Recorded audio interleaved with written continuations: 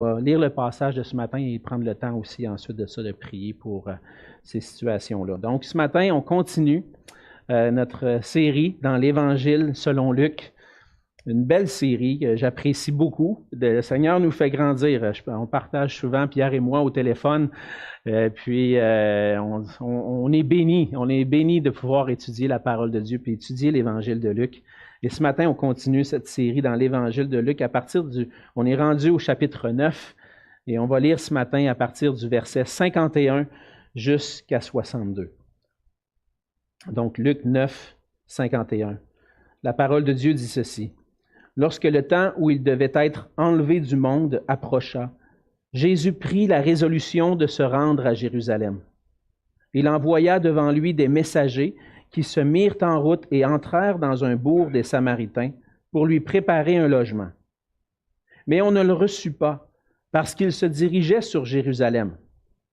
Les disciples, Jacques et Jean, voyant cela, dirent, « Seigneur, veux-tu que nous commandions que le feu descende du ciel et les consume? » Jésus se tourna vers eux et les réprimanda, disant, « Vous ne savez de quel esprit vous êtes animés, car le Fils de l'homme est venu non pour perdre les âmes des hommes, mais pour les sauver. » Et ils allèrent dans un autre bourg.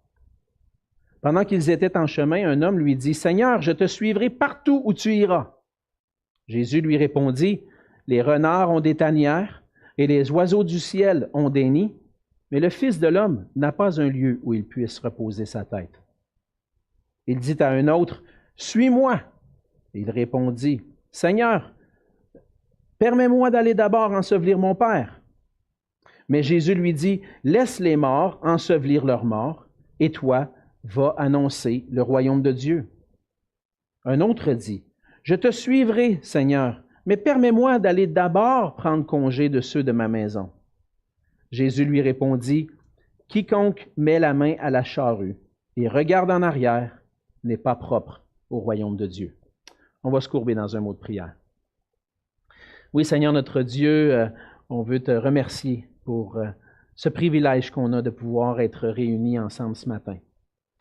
Oui, Seigneur, on réalise que lorsqu'on pense à nos frères et sœurs qui sont dans le monde, que plusieurs, en ce moment même, vivent des persécutions pour ton nom, Seigneur, et qui n'ont pas cette liberté de pouvoir se réunir. Mais Seigneur, nous, on a cette liberté, on veut te remercier pour ça. On veut te remercier, Seigneur, du privilège qu'on a de pouvoir se présenter devant toi en toute liberté, de pouvoir venir devant ton trône. Et Seigneur, si on peut venir devant toi, c'est par ta grâce, seulement par ta grâce, parce que nous sommes des pécheurs. Et par ta grâce, Seigneur, par Jésus-Christ, tu nous as réconciliés avec toi et tu permets maintenant que nous ayons accès à ce trône de grâce pour être secourus dans nos besoins. Et Seigneur, j'aimerais t'apporter ces quelques requêtes qu'on a mentionnées ce matin. On pense à notre frère, M. Bouchard, on veut te rendre grâce, Seigneur, de ce qu'il s'est remis de cette opération au cœur, Seigneur, et puis qui va maintenant mieux. Et on te prie, Seigneur, que tu puisses mettre ta main aussi sur les traitements pour son cancer afin qu'il puisse guérir, Seigneur, complètement. C'est notre désir, Seigneur, de le voir en santé, de pouvoir continuer à œuvrer avec nous et d'avoir la joie de te servir avec lui. Seigneur, on veut te prier pour le peuple haïtien qui vit des grandes difficultés. Seigneur, tu es souverain sur toutes choses. Tu as permis ces événements des dernières années, des dernières décennies au niveau politique. C'est difficile, mais aussi tu as permis ce tremblement de terre hier. Et Seigneur, on ne comprend pas toujours le pourquoi que les choses arrivent.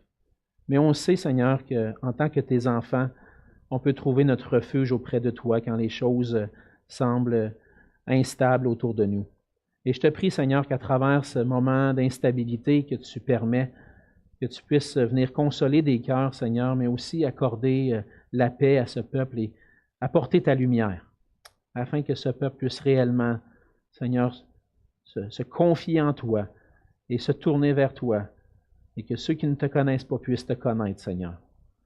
On veut te prier aussi pour notre sœur Louise, qui est dans le deuil à la suite de la perte tragique de cette amie qu'elle avait. Et Seigneur, on veut te la remettre entre tes mains et te prier aussi de consoler son cœur et de consoler aussi les membres de la famille de cette dame.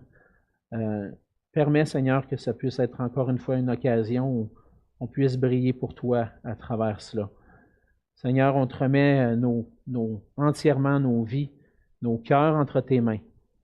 Alors qu'on s'apprête à écouter ta parole, Seigneur, on te prie que tu puisses venir faire silence en nos cœurs, pour que ta parole puisse venir nous transpercer notre âme, transpercer nos cœurs, et que ton esprit fasse son œuvre en nous, afin qu'on puisse être renouvelé, Seigneur, dans un désir de vivre pour toi et pour ta gloire. Et c'est dans le nom de Jésus que je te prie. Amen. Amen. On revenait des vacances cette semaine, et puis le retour au travail fait en sorte que j'ai pris l'occasion, je fais ça de temps en temps, je taquine mes enfants. Et puis j'ai pris l'occasion de les taquiner en disant « Hey, vous savez qu'il ne reste pas grand temps à vos vacances, vous autres non plus, l'école va recommencer bientôt, hein? » Et puis, mes enfants, ils aiment bien ça quand je fais ça. « Ah non, papa, rappelle-nous pas ça, oh non, on ne veut pas aller à l'école. » Mais c'est la réalité, hein? On doit retourner au travail, puis bientôt, il va y avoir une nouvelle année scolaire qui va commencer. Puis pour plusieurs enfants, nouvelle année scolaire, ça amène des fois du changement. Nouvelle classe, nouveaux professeurs, nouveaux amis. Et puis pour certains, des fois, ça demande une adaptation. Et même pour certains qui peuvent vivre certains questionnements, poser des questions, ça va être qui mon professeur cette année?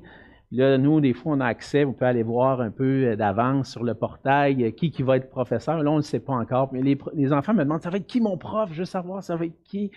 Dans quelle classe je vais être? Est-ce que je vais retrouver mes amis? Est-ce que je vais avoir perdu des amis ou est-ce que je vais en avoir trouvé d'autres? Des fois, il y en a qui s'inquiètent. Hein? Qu'est-ce qui va arriver? La nouvelle année qui commence, un nouvel environnement.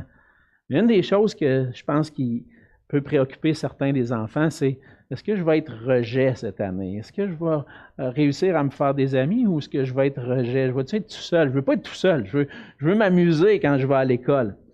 Mais cette idée-là nous préoccupe. Il préoccupe nos enfants, mais nous préoccupe nous aussi.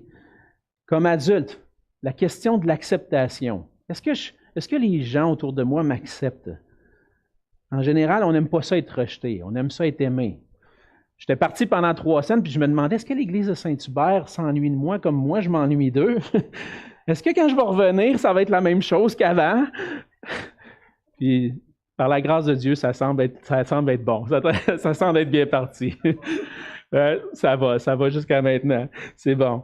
Mais on a ce désir-là, faire partie du groupe, faire partie du cercle. Il y avait un auteur, C.S. Lewis, il appelait ça en anglais le inner ring, le cercle là, de ceux qui comprennent les choses, tout ça. Puis on veut faire partie du cercle, on ne veut pas être rejeté. À part quelques exceptions, en général, c'est ce qu'on désire. On ne veut pas être rejeté, on ne veut pas vivre du rejet, on veut être accepté, approuvé des gens qu'on côtoie. Mais en tant que chrétien, on est souvent appelé à vivre le rejet et même parfois à souffrir le mépris en raison de notre foi au Seigneur Jésus. Et malgré qu'on sache ça, malgré qu'on le sait, appartenir au Seigneur Jésus, ça demande qu'on soit prêt à tout abandonner, qu'on va être peut-être même rejeté par des gens de notre famille, par des gens de notre entourage, à l'école ou au travail. Malgré qu'on sache ça, on cherche quand même des fois à avoir l'approbation des gens autour de nous. Et dans le passage de ce matin, on voit que Jésus emprunte un chemin difficile. Ça va être un chemin parsemé de rejet et de souffrance. Alors qu'on arrive ce matin au verset 51 de Luc 9, on arrive à un point tournant dans l'Évangile. Luc est un historien, un érudit qui a bien structuré son Évangile, et là on voit un point tournant dans l'Évangile de Luc. Dans les chapitres 4, à partir du chapitre 4 jusqu'au chapitre 9, verset 50, Luc raconte le ministère de Jésus en Galilée, où il y a une grande question qui fait surface à tous les moments où Jésus sort pour enseigner, pour accomplir des miracles. Les gens posent la question, mais qui est cet homme? Qui est ce Jésus? Et dans le chapitre 9, on voit que Jésus pose cette question-là à ses disciples. Et ses disciples déclarent, tu es le Christ de Dieu, tu es le Messie, celui qu'on attend, c'est toi. Mais à partir du verset 51 du chapitre 9, on voit que le ministère de Jésus en Galilée prend fin et que Jésus va prendre la route, va faire un voyage vers Jérusalem. Parce que le Messie qui est venu avait une mission particulière. Pas la mission que les Juifs s'attendaient d'établir un royaume, que ce roi allait les délivrer des puissances politiques qui les asservissaient, mais Jésus vient avec une mission particulière. Et déjà, on l'a vu dans Luc 9, Jésus annonce cette mission-là. Mais Jésus est résolu. Il prend la décision de prendre la route de Jérusalem et à travers ce voyage vers Jérusalem, Jésus va enseigner ses disciples sur plusieurs aspects de ce qu'il est venu accomplir, mais aussi de qu'est-ce que ça veut dire suivre Jésus comme disciple. Et ce matin, on va voir à travers le passage en particulier ces deux aspects-là. Qu'est-ce que Jésus est venu faire? Et qu'est-ce que ça veut dire être son disciple? Et on va voir ensemble que Jésus est le roi, le Messie, le Christ, qui a choisi le chemin du rejet et de la souffrance, et que nous devons être prêts à tout pour le suivre. Jésus est le roi qui a choisi le chemin du rejet et de la souffrance, et on doit être prêt à tout pour le suivre. Et on voit ça premièrement dans le verset 51, comme je disais, le verset important. Jésus est le roi qui choisit le chemin du rejet et de la souffrance. Le début du verset dit que lorsque le temps où il devait être enlevé du monde approcha. Et donc, il y a eu un moment dans le ministère de Jésus où Jésus a vu ce qui s'en venait devant lui. Et le temps qu'il devait être enlevé du monde est arrivé. Et lorsqu'on considère cette expression-là, le temps où il devait être enlevé du monde approcha, on voit que dans l'original, que cette expression-là, on pourrait en fait comprendre que c'est le fait d'être enlevé, le fait d'être mis à mort. Mais je pense que ça inclut davantage que juste simplement la mort de Jésus. On réalise que Jésus ne va pas seulement mourir à Jérusalem, il va ressusciter, puis il va aussi monter au ciel et être assis à la droite de Dieu. Et dans le fond, le fait d'être enlevé du monde inclut aussi cet aspect-là du fait que Jésus va être mis à mort, ressuscité, mais remonté au ciel, il ne sera plus dans le monde, il va être assis à la droite de Dieu. Et en théologie, on parle souvent de cette idée que souvent on va mettre l'accent sur la mort et la résurrection de Jésus. On s'attarde sur ça. Mais on oublie son ascension. On oublie le fait qu'il est maintenant ce qu'on appelle sa session, qu'il est assis à la droite de Dieu. Et le ministère de Jésus, l'œuvre qu'il a accomplie pour nous, elle ne s'arrête pas à sa résurrection. Elle continue par son ascension et le fait qu'il est assis à la droite de Dieu. Toutes les étapes de la vie du ministère de Jésus sont importantes pour notre salut. Parce que toutes ces étapes-là font en sorte qu'il va devenir le médiateur, le seul médiateur entre Dieu et les hommes. Le fait qu'il est assis à la droite de Dieu fait en sorte qu'il est notre médiateur, notre avocat auprès du Père. Le ministère de Jésus n'est pas fini. Il continue au ciel. Et lorsque Jésus regarde vers Jérusalem, il sait que ce moment-là où il va être enlevé va approcher. Et la première étape dans le départ de Jésus, on pourrait dire l'exode de Jésus, c'est de se rendre à Jérusalem pour souffrir. Et le chapitre 9 de Luc, c'est un chapitre de transition, comme je l'ai mentionné dans le ministère de Jésus, où Jésus va délaisser la Galilée pour se rendre à Jérusalem. Jésus a déjà annoncé à 2 reprises à ses disciples dans le chapitre 9 ce qui s'en vient. Jésus a une mission particulière et cette mission-là, ce n'est pas d'établir un royaume politique, mais c'est de venir donner sa vie pour le salut des hommes. Dans le chapitre 9, le verset 22, Jésus mentionne, après que Pierre a déclaré « Tu es le Christ de Dieu », il montre qu'il n'est pas un Messie ordinaire, un Messie qui vient, mais qui vient pour souffrir. Au verset 22, on lit ceci. Il ajouta qu'il fallait que le Fils de l'homme souffre beaucoup, qu'il soit rejeté par les anciens, par les principaux sacrificateurs et par les scribes, qu'il soit mis à mort et qu'il ressuscite le 3e jour. Jésus savait où il s'en allait. Il s'en allait pour être rejeté, pour souffrir, être mis à mort et ressuscité. Et puis un peu plus loin, au verset 44, il va à nouveau dire ceci. Pour vous, écoutez bien ceci, le Fils de l'homme doit être livré entre les mains des hommes. Et le verset 51, marque le début du voyage vers Jérusalem, où il va être mis à mort, il va être rejeté. Et sachant qu'il est venu pour être livré et souffrir, on voit que Jésus prend la résolution de se rendre à Jérusalem. Jésus connaît sa véritable mission, puis il veut l'accomplir. Il va l'accomplir. Il n'essaie pas d'éviter ce chemin difficile-là. Humainement parlant, on aurait pu compatir avec Jésus s'il avait décidé « Ah ben non, finalement, je ne veux pas y aller parce que je sais que si je m'en vais à Jérusalem, je vais souffrir. Je ne veux pas aller là. » Mais Jésus sait quelle est sa mission et par obéissance au Père et par amour pour nous, va décider, résoudre dans son cœur « Je m'en vais à Jérusalem. » Il embrasse ce chemin difficile vers Jérusalem. Et entre le verset 51 du chapitre 9 jusqu'au chapitre 19, verset 44, on va voir toute cette section-là d'environ 10 chapitres où Luc va mettre l'accent sur ce voyage à Jérusalem. Jésus va entrer en contestation avec les chefs religieux, qui va culminer à son rejet. Il va aussi, à travers ça, enseigner ses disciples. Qu'est-ce que ça veut dire d'être un disciple de Jésus-Christ? Parce que le chemin vers la croix, c'est une école pour les disciples de Jésus. Et on va le voir un peu plus loin. Le chemin vers la croix va être une école pour les disciples. Ils vont apprendre que Jésus les appelle à vivre ce que lui va vivre sur ce chemin-là. Ils vont apprendre, comme lui, à être rejetés, à être persécutés, puis à souffrir pour le royaume de Dieu, pour le nom de Jésus. Être disciple de Jésus-Christ, ça veut dire devenir comme Jésus, en le suivant sur le chemin du rejet et de la souffrance. Les disciples vont apprendre ça. Mais Jésus est résolu de se rendre. Pourquoi il est résolu de se rendre? Pourquoi? Pourquoi un sauveur si parfait, un Messie si glorieux, pourquoi est-ce qu'il décide de se rendre jusqu'à Jérusalem quand il sait très bien que ce qui va arriver, c'est la croix, la souffrance? Pourquoi? Il le fait parce qu'il est venu chercher et sauver ceux qui sont perdus.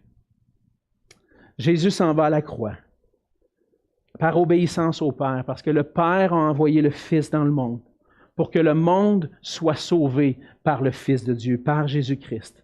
Et Jésus est ce Fils qui est venu dans le monde pour accomplir le plan de salut, le plan rédempteur de Dieu. Il est venu pour nous sauver. Mais là, peut-être que tu es ici ce matin, puis où tu nous écoutes, puis tu te poses la question, de quoi j'ai besoin d'être sauvé, moi? J'ai une bonne vie, moi, je suis un bon gars, j'ai une bonne fille. De quoi j'ai besoin d'être sauvé? Pourquoi est-ce qu'on a besoin d'être sauvé? Mais la parole de Dieu nous dit que tous les êtres humains sont naturellement des pécheurs. Et les pécheurs, ça veut dire qu'on a fait ce qui est mal aux yeux de Dieu. On a désobéi, transgressé la loi de notre Créateur. Par nature, on ne cherche pas Dieu. On n'aime pas Dieu.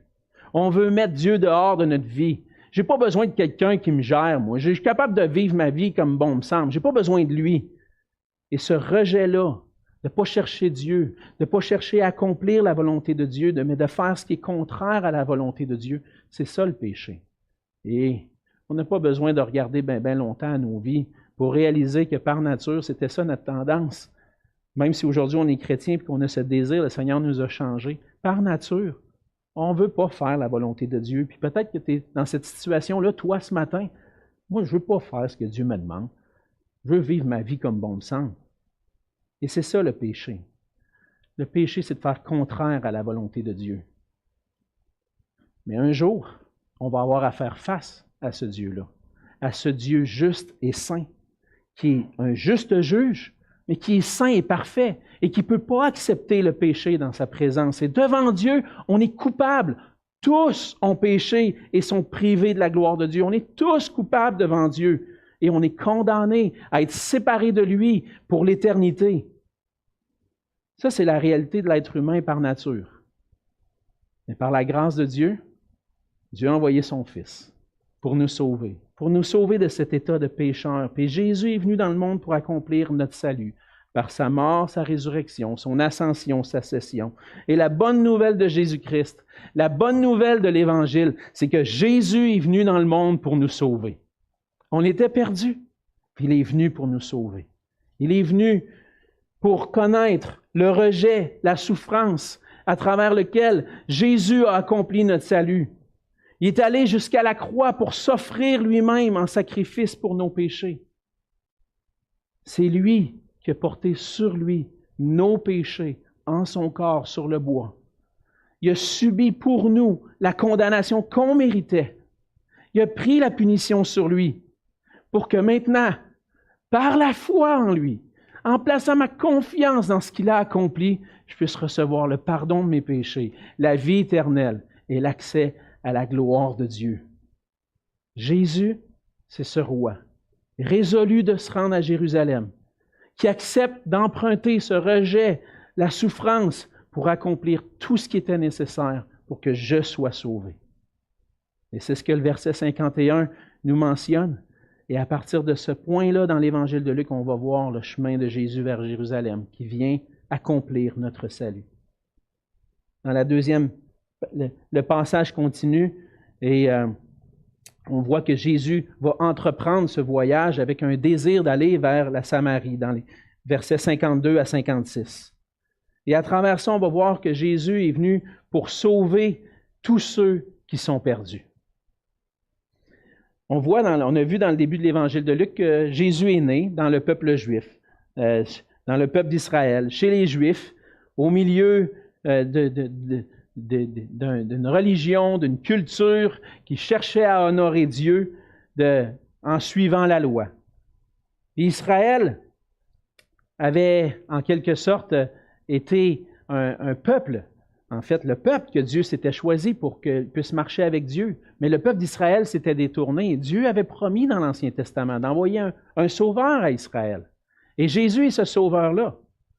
Et lorsque Jésus commence son ministère en Galilée, les chefs religieux, les gens ne le reconnaissent pas comme étant le sauveur. Et ils le rejettent. Déjà, le ministère de Jésus commence en Luc chapitre 4 avec le rejet. Rejeté par son peuple, rejeté par les siens. Même l'Évangile de Jean va dire qu'il est venu chez les siens ne l'ont pas reçu. Ils l'ont rejeté. Et plutôt que de le reconnaître comme le Christ, ils l'ont rejeté. Et dès le début de son ministère, les Juifs ont voulu le faire mourir. Et donc Jésus a été rejeté dès le début. Et alors qu'il entreprend la route vers Jérusalem, il va se rendre dans la Samarie. Et on va voir que dans cette nouvelle étape-là, dans la route vers Jérusalem, Jésus va encore être rejeté. Mais Jésus monte par là quand même. Il n'est pas juste venu pour sauver son peuple. Il n'est pas juste venu pour sauver les Juifs, mais il est venu pour sauver même ceux qui sont rejetés par son peuple. Et pour comprendre ça, on a besoin de comprendre la relation qu'il y avait entre les Samaritains et les Juifs. On voit que Jésus veut se rendre en Samarie, dans une région de la Samarie. Et je ne pense pas que là, Luc va faire référence à une région particulière. Il dit dans un bourg des Samaritains. Donc, il y a probablement une ville en particulier que Jésus avait en vue et puis que cette ville-là ne l'a pas reçu. Mais on voit que, entre autres dans l'Évangile de Jean, que Jésus a eu un ministère en Samarie. Entre autres, on voit la femme samaritaine dans Jean 4 où Jésus a annoncé l'Évangile, est allé annoncer l'Évangile dans la ville et puis les Samaritains ont cru au Messie. Mais pour comprendre cette situation qui se passe, là, quand les Samaritains ne veulent pas recevoir Jésus, les disciples sont révoltés, on a besoin de comprendre cette relation entre les Samaritains et les Juifs. Puis pour ça, il faut remonter quelques siècles auparavant. Qui étaient les Samaritains?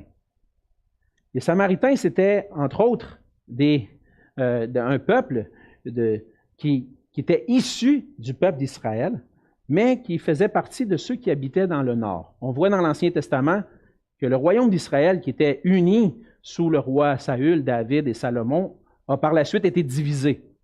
Donc, on voit qu'il y avait le royaume du nord et le royaume du sud.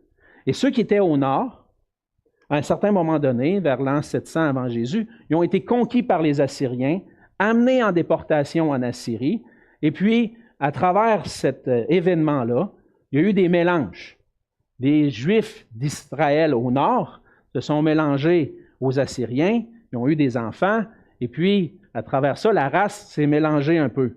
Les Juifs au sud, eux, suivaient un petit peu plus, pas beaucoup mieux, mais suivaient un petit peu plus le Seigneur, puis ont voulu se garder purs, même avec la déportation à Babylone. Et lorsqu'il y a eu le retour des Juifs de captivité, bien, le royaume du Nord, c'est devenu un royaume mélangé, avec la capitale Samarie, et puis le royaume du Sud, bien, un peuple un peu plus protégé. Pas mieux moralement, mais quand même un peu plus protégé pour garder la race d'Israël. Et donc, avec le temps, les Juifs du Sud ont commencé à avoir du mépris pour ceux, parce que c'est des impurs, eux autres. C'est des mélangés. On pourrait dire, en bon québécois, c'est des bâtards. Hein? Ils ne font pas partie de la même race que nous autres. Et puis, les conflits ont dégénéré. Il a fait en sorte que Samarie même a développé son propre culte, suivait la loi, mais ne suivait pas nécessairement tous les enseignements de l'Ancien Testament. Et puis, ils ont bâti un temple sur le mont Garizim, commencé à adorer sur cette montagne-là. Les Juifs, non, c'est le seul endroit pour adorer, c'est à Jérusalem. Et là, des conflits religieux aussi. Et donc, les Juifs, ça amène les Juifs du Sud à considérer les Samaritains comme des païens, des impurs, qui fait en sorte que les Juifs qui vivaient au nord, en Galilée, qui devaient passer par la Samarie pour aller à Jérusalem, évitaient de passer par la Samarie, mais même préféraient traverser le Jourdain, descendre par l'autre côté du fleuve et se rendre à Jérusalem. Et puis les Samaritains n'étaient pas trop accueillants non plus pour des Juifs qui voulaient aller se rendre à Jérusalem, et c'est ce qu'on voit dans le passage. Jésus est rejeté parce qu'ils savent qu'il veut se rendre à Jérusalem. Et les gens ne veulent pas, les Samaritains ne veulent pas ça. Mais le rejet des Samaritains va provoquer l'indignation des disciples de Jésus. « Hey, voyons donc, ces Samaritains-là, ils n'accueillent pas notre Messie, notre Christ, notre Sauveur. Ils ne veulent pas l'accueillir. Hey, garde, Seigneur, garde, on va commander le feu du ciel, puis ça va tomber sur eux autres. Paf! Ça va régler le problème. » Mais ils ne comprenaient pas. Ils ne comprenaient pas ce que Jésus était venu faire. Ils ne comprenaient pas que Jésus n'était pas venu premièrement pour juger puis établir le pouvoir politique, mais il était venu pour faire grâce, pour sauver. Et Jésus va les réprimander, il va se tourner vers eux, les réprimander. Il va leur dire, en fait, je vais faire un petit commentaire ici. Peut-être que dans votre Bible, vous voyez un petit crochet. Moi, j'ai ça dans ma Bible, dans le verset 55. Après le mot « il les réprimanda », il y a un petit crochet qui commence jusqu'au mot « sauver » au verset 56. Et puis, je vais faire un petit commentaire ici qui peut-être peut vous aider. Pourquoi il y a des crochets comme ça des fois dans ma Bible? Bien, il y a des bonnes raisons de croire, selon les érudits et ceux qui font des recherches dans les textes du Nouveau Testament, que cette partie-là n'est pas originale dans l'Évangile de Luc, n'aurait pas été écrit par Luc.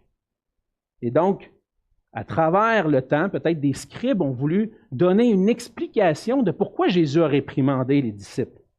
Parce que si on lisait « Jésus se tournant vers eux et les réprimanda, et ils allèrent dans un autre bourg », on peut se poser la question, mais pourquoi Jésus les a réprimandés? Et là, peut-être qu'un bon scribe a voulu donner une petite explication, qui n'est pas fausse, mais qui n'est pas l'original. Et donc, dans les manuscrits les plus anciens, cette partie-là du passage n'est pas là. Et donc, on ne sait pas qu'est-ce que Jésus leur a dit réellement lorsqu'il les a réprimandés, mais on peut comprendre que Jésus les a réprimandés avec d'autres passages dans Luc, entre autres Luc 19, 10, que Jésus les a réprimandés parce qu'il est venu chercher et sauver, et non pour juger. Et Jésus réprimande ses disciples.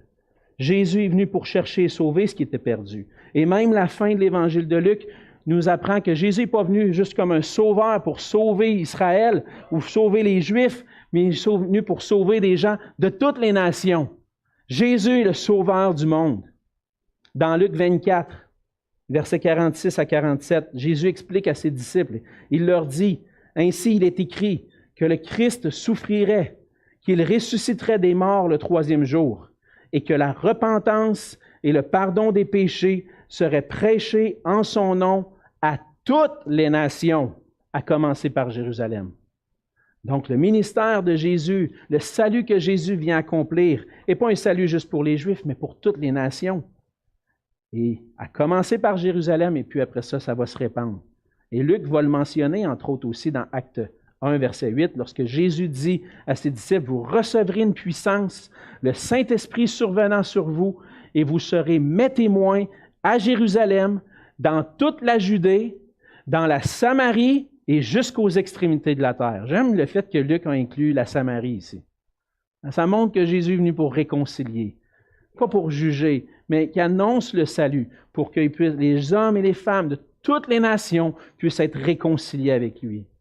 Jésus est le roi, le Messie qui est venu non pour juger, mais pour faire grâce, pour accomplir le salut, afin que tous les gens de toutes les nations soient sauvés. Alors, Jésus va réprimander les disciples, va leur dire, on peut comprendre que ce qu'il a pu leur dire, je suis venu pour sauver, pas pour juger. Et maintenant, il va passer à une autre étape, pendant qu'il est en chemin. Alors qu'il s'en va vers Jérusalem, il va leur expliquer il va avoir des interactions avec 3 personnes en particulier qui vont nous montrer exactement qu'est-ce que ça veut dire suivre Jésus sur le chemin du rejet et de la souffrance. Et Jésus est le roi qui appelle ses disciples à le suivre sur le chemin de la croix. On voit premièrement dans les versets 57 et 58 qu'il y a un homme qui s'approche de Jésus et il dit « Seigneur, je vais te suivre partout où tu vas aller. Aucun problème, moi je suis prêt à tout pour toi. » Et là, la réponse de Jésus, on ne sait pas trop exactement si l'homme a ajouté quelque chose, mais Jésus, la manière qu'il répond, peut-être pour expliquer puis montrer que finalement l'homme n'avait pas entièrement compris qu'est-ce que ça veut dire réellement suivre Jésus puis être son disciple. Et Jésus va lui montrer, va l'enseigner en disant « Les renards ont des tanières et les oiseaux du ciel ont des nids, mais le Fils de l'homme n'a pas un lieu où il puisse reposer sa tête. » En d'autres mots, suivre Jésus, ça exige qu'on soit prêt à sacrifier son bien-être, son confort, pour vivre comme des étrangers. Jésus n'a pas été reçu par les Samaritains. Il a été changé ils sont allés dans une autre région, finalement.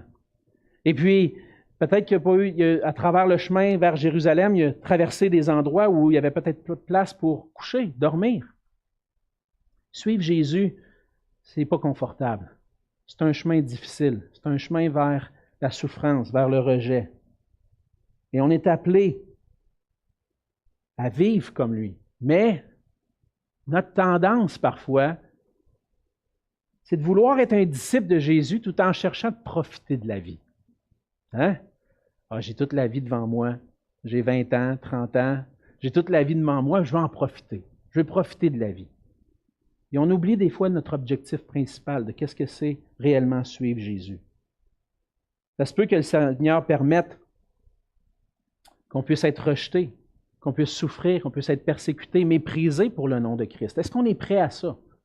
Est-ce qu'on est prêt à tout perdre?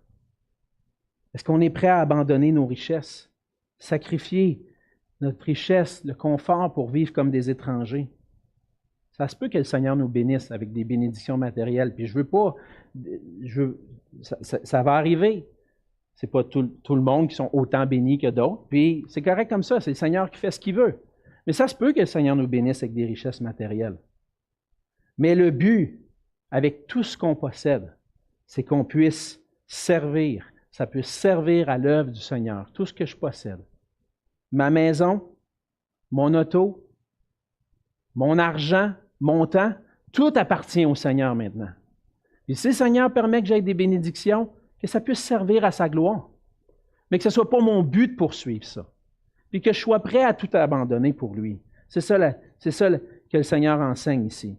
Aller vers Jérusalem, aller vers la croix, suivre Jésus sur ce chemin-là, ça veut dire être prêt à tout abandonner pour lui. Et suivre Jésus, ça veut dire sacrifier des fois des choses qu'on aurait espéré peut-être posséder dans le monde. Ça veut dire sacrifier notre confort pour être rejeté comme lui, être prêt à souffrir pour lui. Ça, c'est la première chose qu'on voit. Avec un autre, au verset 59 et 60, Jésus va l'appeler. Il va dire « Suis-moi ». Et là, cet homme-là va répondre d'une manière peut-être pour éviter d'avoir à suivre Jésus, je ne sais pas. Peut-être qu'il y avait un désir de suivre Jésus, peut-être qu'il n'y en avait pas un, mais la réponse semble qu'il y a d'autres choses qui le préoccupent. Il va dire, Seigneur, permets-moi d'aller d'abord ensevelir mon Père. Et cette réponse de la part de cet homme-là montre que l'homme donne une raison qui pourrait être valable. Parce que chez les Juifs, ensevelir son père, ensevelir un membre de la famille, c'était une priorité. Culturellement, une des top priorités, des plus grandes priorités, c'était de s'occuper d'un mort. Même qu'on pouvait éviter ou s'empêcher d'aller au temple pour adorer, pour offrir les sacrifices, etc., parce que j'ai un mort à prendre soin. Et à travers la réponse de Jésus, qui semble peut-être un peu dure, il dit « Laisse les morts ensevelir leurs morts et toi va annoncer le royaume de Dieu ». Ça semble peut-être comme Jésus, mais quand même, on veut s'occuper quand même des gens de notre famille. Ce que Jésus est en train d'enseigner ici, c'est que lorsque on appartient au Seigneur et qu'on est son disciple, la priorité, c'est lui qui la dicte. C'est pas moi qui décide quelles sont mes priorités. C'est pas la culture autour de moi qui décide quelles sont mes priorités. Ma priorité, c'est de faire ce que lui me demande.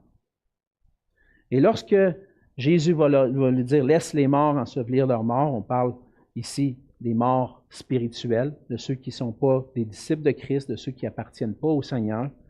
Laisse les morts spirituels s'occuper des morts. Toi, tu as une priorité maintenant. Ta nouvelle priorité, c'est d'annoncer le royaume de Dieu.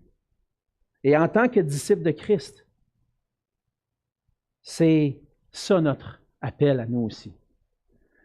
Que toutes nos priorités fassent place à la priorité de Jésus lui-même, du royaume de Dieu, et qu'on puisse annoncer. Et suivre Jésus exige qu'on change nos priorités pour les remplacer par celles qu'il nous donne. Et notre priorité, comme Église, comme enfant de Dieu, comme disciple de Christ, c'est de faire connaître le nom de Jésus-Christ aux gens autour de nous. Faire connaître son salut. Il y a de l'ouvrage, il y a du travail. On ne vit pas dans une époque où les Québécois sont très fidèles, si je peux dire, ont la foi. Et il y a du travail à faire. Mais pour ça, pour qu'on puisse réussir à les atteindre, il faut que nos priorités changent. Il faut qu'annoncer le royaume de Dieu devienne notre première priorité. Suivre Jésus veut dire que maintenant, je veux annoncer le royaume de Dieu et que mes priorités ont changé. Ça ne veut pas dire que les autres choses ne sont pas importantes, mais j'ai une priorité en tête. Je veux marcher et faire l'œuvre de Dieu.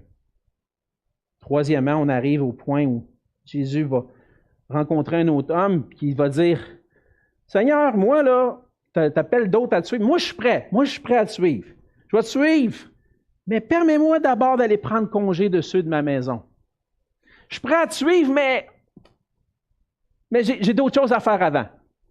Tu n'es pas ma priorité. Non, j'ai des relations importantes. J'ai des gens dans ma famille, je veux finir les bonnes relations, finir ça en bons termes, puis là, je vais être prêt après à aller te voir, aller vers toi, aller à te suivre.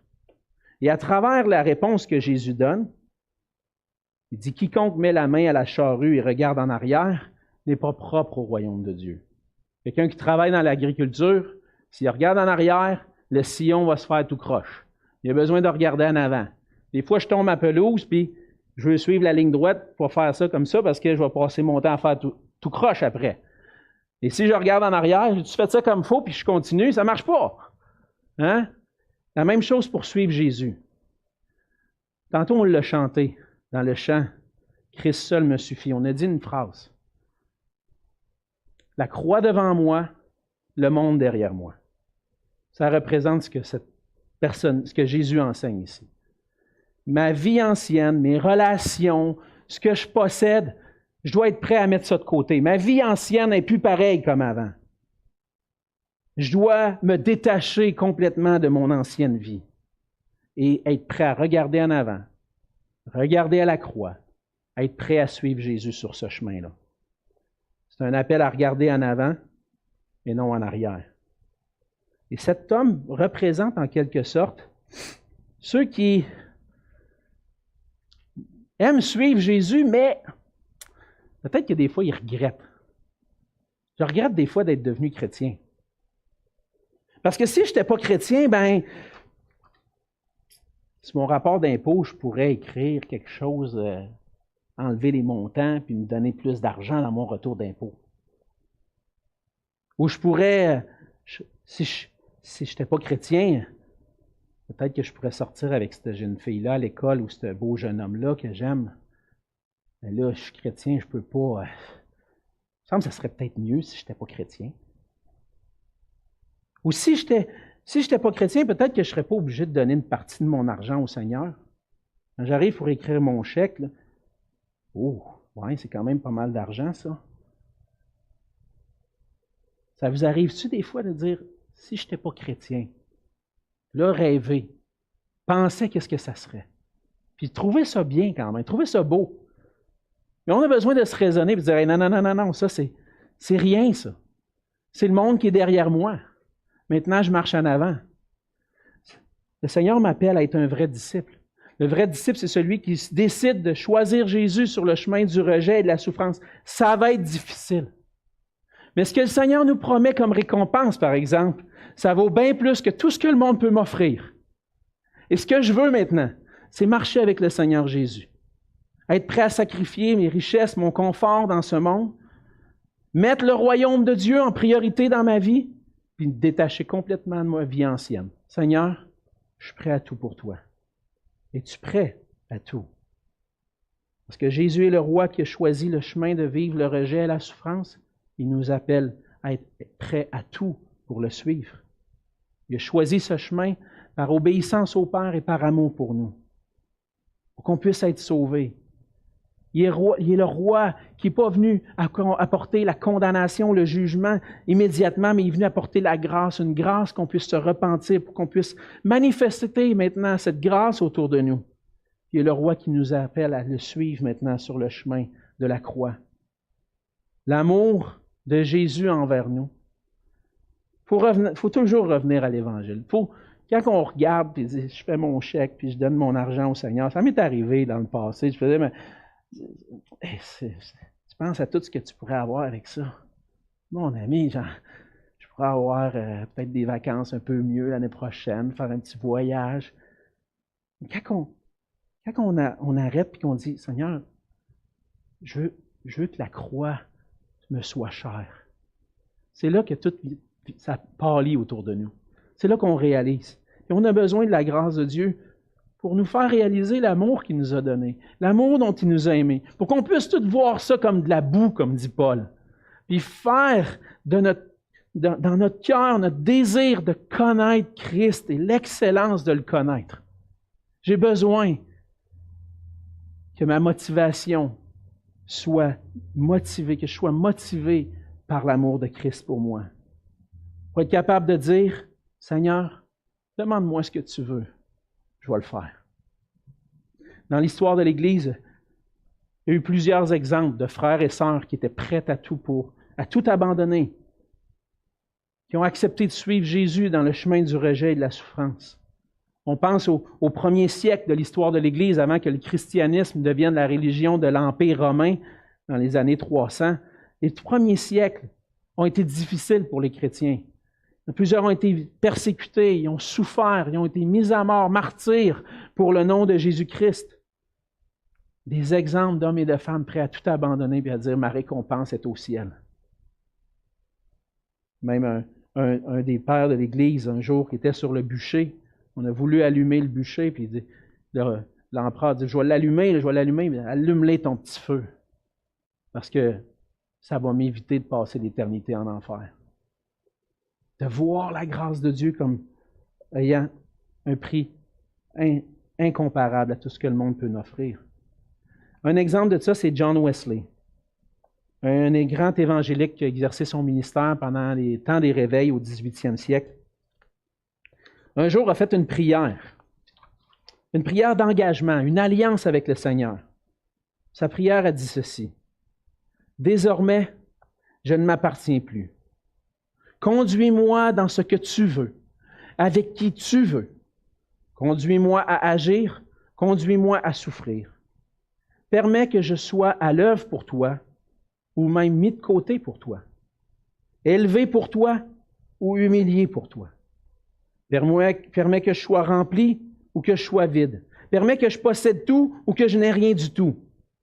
Librement et de tout cœur, je cède toutes choses à ton plaisir et à ta disposition. Et maintenant, Dieu glorieux et béni, Père, Fils et Saint-Esprit, tu es à moi et je suis à toi. Qu'il en soit ainsi. Cette prière-là démontre un niveau de sacrifice, de dévotion au Seigneur Jésus qu'on voit rarement aujourd'hui. Combien d'entre nous ont été prêts à demander à Dieu pour de la souffrance, pour expérimenter l'humilité, la pauvreté que Jésus a vécue? Cette prière nous force à nous demander jusqu'à quel point on est engagé à faire la volonté du Seigneur dans nos vies. Êtes-vous prêt à souffrir pour le Seigneur? Êtes-vous prêt à soumettre tous vos désirs à sa volonté, vos objectifs, vos réalisations? Amenez tout au Seigneur. Un cantique qu'on a chanté pendant plusieurs années, puis qu'on chante parfois encore, cantique dans le Célébrons Dieu, qui dit « Entre tes mains, j'abandonne ». Il y a un couplet qui dit ceci. Et j'ai trouvé que ça allait bien avec ce qu'on a parlé ce matin. Il dit « Je n'ai pas peur de te suivre sur le chemin de la croix. C'est pour toi que je veux vivre. Je connais, j'aime ta voix. Oui, prends tout, Seigneur. Oui, prends tout, Seigneur. Sans rien garder, je te livre. Tout avec bonheur. Pas avec tristesse, avec bonheur. Je te donne tout, Seigneur. Prends tout. Je suis prêt à te suivre. Ma prière, c'est que le Seigneur puisse faire de nous des disciples, consacrés à lui, engagés à le suivre sur le chemin de la souffrance, sur le chemin de la croix, pour sa gloire, mais aussi pour le salut de toutes les nations. Prions ensemble. Seigneur notre Dieu, merci pour ta grâce envers nous. Merci Seigneur Jésus d'avoir accepté de quitter ton trône de gloire pour venir sur cette terre, emprunter le chemin de la souffrance, du rejet pour nous.